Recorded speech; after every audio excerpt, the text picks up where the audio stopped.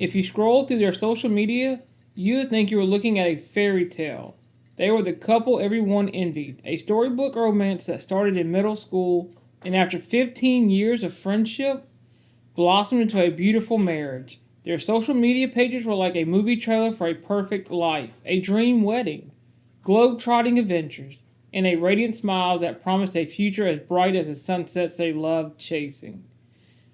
Let's call them Rachel and Brandon, a couple who seemed to have it all. But their storybook romance was like a beautiful vase, and just hours after Rachel posted a romantic photo from their honeymoon, a violent and horrifying crack shattered it from top to bottom. This story, while illustrative, serves as a powerful cautionary tale about the secrets people keep.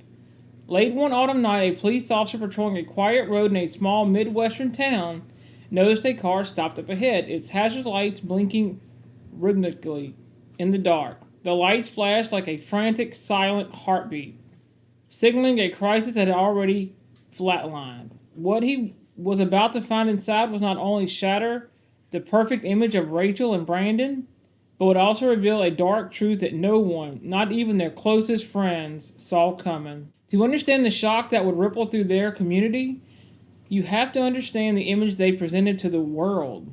Rachel and Brandon were, by all accounts, middle school sweethearts. On what would have been their wedding website, Rachel playfully recalled how she first got Brandon's attention at just 12 years old by stealing his cologne from his locker and making a run for it. Their lives took different paths for a while, but they stayed friends for 15 years before things finally turned romantic. Brandon proposed a year later on a lake that held cherished childhood memories for Rachel. It was only fitting that they got married at that very same spot, surrounded by friends and family celebrating a love story that felt like destiny. Brandon, in his early 30s, was a former petty officer in the U.S. Navy and was remembered by friends for his infectious smile and boundless energy. He was a guy who loved anything with a motor, boating, snowmobiling, you name it, but at his core, family was his anchor. Rachel, in her late 20s, was described as a force of nature. As a human resource manager, she was known for her drive, her exuberant spirit, quick wit, and unfiltered humor. Friends painted a picture of a natural connector, advocate, and a loyal friend. With a deep sense of compassion, she was the kind of person who championed others and brought laughter into every room she entered. Together, they built a life in a small town with their two beloved dogs. Their social media was like a carefully curated art gallery, where every photo was a masterpiece of pure happiness, and no image of struggle was ever hung on the wall. Photos from their honeymoon in Greece, trips with their friends, and quiet moments at home. It all painted a picture of an inseparable, adventurous couple. One of Rachel's last posts was a photo of a sunset with the caption, "Forever chasing sunsets, wishing we were back in Greece."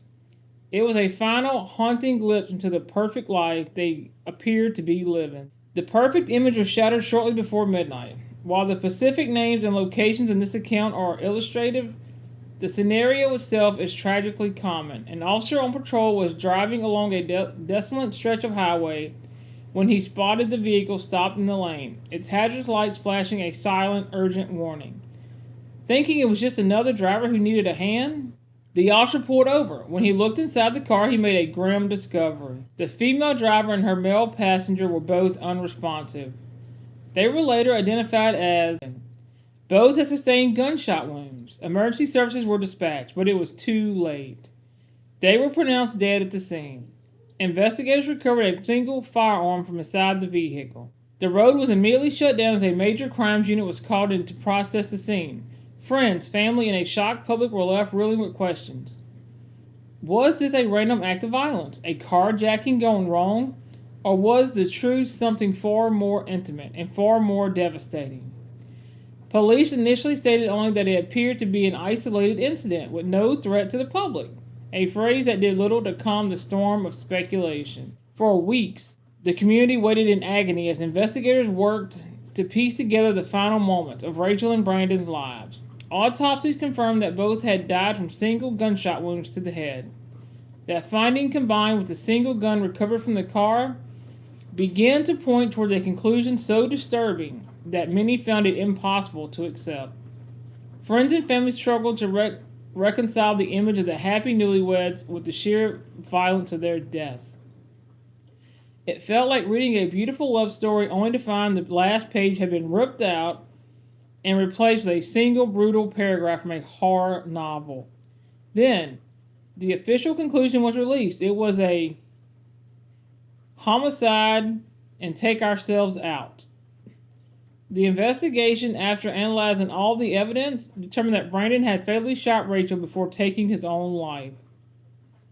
That conclusion acted like a wrecking ball, demolishing the fairy tale castle everyone thought they knew. Brandon, the man who was her friend for 15 years and her husband for just one, was responsible. The person she had built her life with, the one who was supposed to be her partner in chasing sunsets, had been the source of the darkness that ended her life. The fairy tale had officially become a nightmare. A ruling like homicide would take myself out forces a painful re-examination of everything people thought they knew. It was like being forced to re-watch a favorite film. But this time, you have a special lens that reveals all the hidden flaws and dark shadows you never saw before. This seemingly perfect facade had hidden a reality that was at its end, fatally broken. In the aftermath of tragedies like this, people often start digging for warning signs they might have missed. Sometimes they find public records that hint at a history of recklessness. Other times, they notice something heartbreaking: memorials, like separate obituaries, where a husband's tribute to make no mention of his wife, and a wife's tribute to make no mention of her husband. The kind of omission can feel like finding a wedding album where every photo one person has been slightly cut out, leaving a jagged, empty space where a partner used to be. It's a powerful statement fueling speculation that there was a deep discord behind the scenes, or that the pain of the truth was simply too raw to acknowledge the union in their final goodbye. The story of Rachel and Brandon isn't just about one couple. It's a devastating example of the terrifying gap that can exist between a couple's public image and their private reality. It's a reminder that some of the most beautiful looking homes are built on the most unstable ground. On the outside, there was travel, laughter, and love, but behind closed doors, something was broken beyond repair. Homicide and take yourself out is one of the most lethal forms of intimate partner violence. Researchers consistently show that the vast majority of these acts, often in the 80 to 90% range in many studies, are committed by men against their female partners. These tragedies are frequently preceded by patterns of controlling behavior, jealousy, or an inability to cope with separation. While we can't know the specific motive in this story, the outcome aligns with this deeply disturbing trend. This case is a stark and brutal reminder that social media isn't real life. It's a highlight reel. It rarely shows the silent struggles people endure. Abusers are often like skilled actors, wearing a mask of charm for the public, which makes it nearly impossible for anyone to see the turmoil happening backstage.